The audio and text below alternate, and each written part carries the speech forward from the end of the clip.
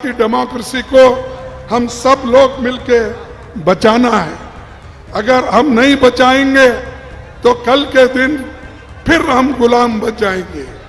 जो आरएसएस और बीजेपी के लोग इस संविधान को खत्म करना चाहते हैं, लेकिन इस संविधान को बचाने का बीड़ा, लोकतंत्र को बचाने का बीड़ा हमने उठाया है। अगर आप अपने पंथ को, अपने जातियों को, अपने धर्म को अलग रखिए। देश के लिए, देश के एकता के लिए हम सब मिलके एक होकर लड़ेंगे। आज वो मध्य प्रदेश में महू में डॉक्टर अंबेडकर के संविधान बनाया हुआ दिन पे वो यहाँ पर आए हैं। इसीलिए दोस्तों, मैं यही कहना चाहूंगा कि बाबा साहब अंबेडकर ने एक बात कही थी, खास करके उन्होंने कहा था कि डेमोक्रेसी को हम सब लोग मिलके बचाना है। अगर हम नहीं बचाएंगे तो कल के दिन फिर हम गुलाम बच जाएंगे। इसीलिए एक बात मैं कहूंगा, खास करके जो आरएसएस और बीजेपी के लोग इस संविधान को खत्म करना चाहते हैं, लेकिन इस संविधान को बचाने का बीड़ा, लोकतंत्र को बचाने का बीड़ा हमने उठाया है। और अभी आपने शपथ लिया है, उसके तहत हम सभी लोग एक होकर, एकजुट होकर इस देश के आजादी को, इस देश के लोकतंत्र को, इस देश के संविधान को बचाएंगे। एक शायर ने ये कहा है, क्या कहा है, उसी के शब्दों में मैं कहना चाहता हूं कि ये जब्र भी देखा है, ये जब्र भी देखा है तारीख की नजरों में। लम्हों ने खता की थी, सदियों ने सजा पाई।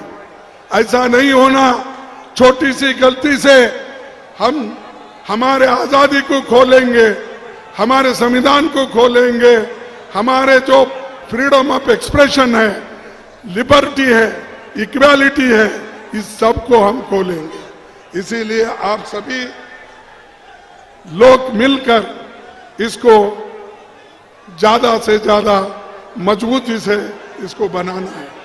आखिरी में मैं एक बात आपके सामने रखूंगा और मेरे बात को खत्म करूंगा। जो बाबा साहब अंबेडकर ने संविधान जब देश के राष्ट्रपति को वो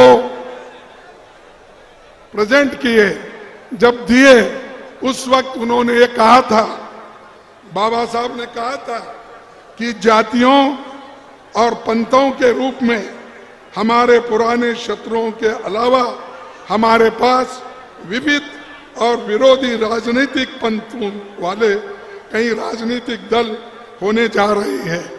ये उस वक्त उन्होंने कहा। आज जो आरएसएस बीजेपी कर रही है, उधर इशारा करते हुए उन्होंने कहा कि हमारे बाहर तो हमारे शत्रु चंद है, लेकिन अंदर भी हमारे शत्रु है। इसीलिए भारतीय देश को अपने पंथ से ऊपर रख के, या वे पंथ को देश के ऊपर रखेंगे, ये देखना है, उन्होंने कहा था। उसी तरह मुझे नहीं पता, उन्होंने कहा, लेकिन इतना तय है कि अगर पार्टियां देश के ऊपर पंथ को रखेंगे तो हमारी आजादी दूसरी बार में गिर जाएगी और शायद हमेशा के लिए खत्म हो जाएगी। इस घटना से हम सभी को सख्ती से बचना चाहिए। हमें अपने खून की आखिरी बूंद से अपनी आजादी की रक्षा के लिए दृढ़ संकल्प होना चाहिए। ये बाबा साहब अंबेडकर ने पार्लियामेंट में कहा, वही बातें मैं आपके सामने कह रहा हूं। अगर आप अपने पंथ को, अपने जातियों को, अपने धर्म को अलग रखिए। देश के लिए, देश के एकता के लिए हम सब मिलके एक होकर लड़ेंगे। मैं यही कहना चाहता हूं।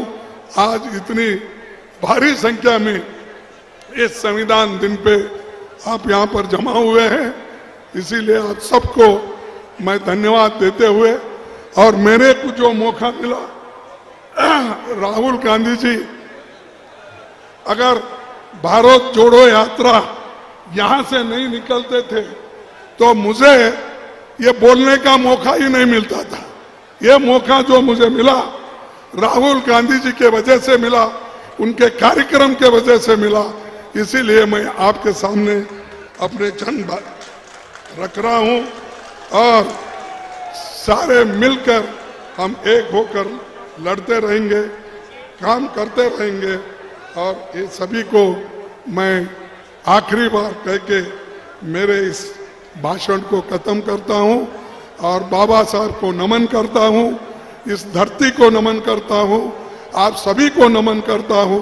अगर बाबा साहब यहाँ पैदा नहीं होते, अगर इस कैंटोनमेंट एरिया में वो जन्म नहीं लेते होते, तो आज जो रिजर्वेशन मिला है, आज जो एम्प्लॉयमेंट दे रहे हैं, ये सब कुछ बाबा साहब अंबेडकर की देन है। इसको आप सभी सोचिए।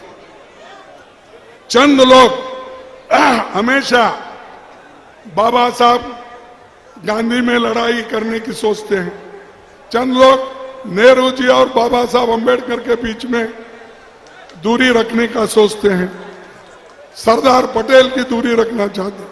ये सब लोग डिवाइड एंड रूल पॉलिसी वाले हैं, इसीलिए हमको इनसे बहुत जागृत रहना चाहिए। वो जागृति उसी वक्त आ सकती है अगर आप संविधान के साथ, लोकतंत्र के साथ जुड़े होंगे, तभी ये सब कुछ हो सकता है। इतना कहते हुए मैं आप सभी को धन्यवाद देता हूं, मेरे बात को समाप्त करता हूं। जय हिंद, जय गुरु, जय मध्य प्रदेश, और सभी को धन्यवाद करते हुए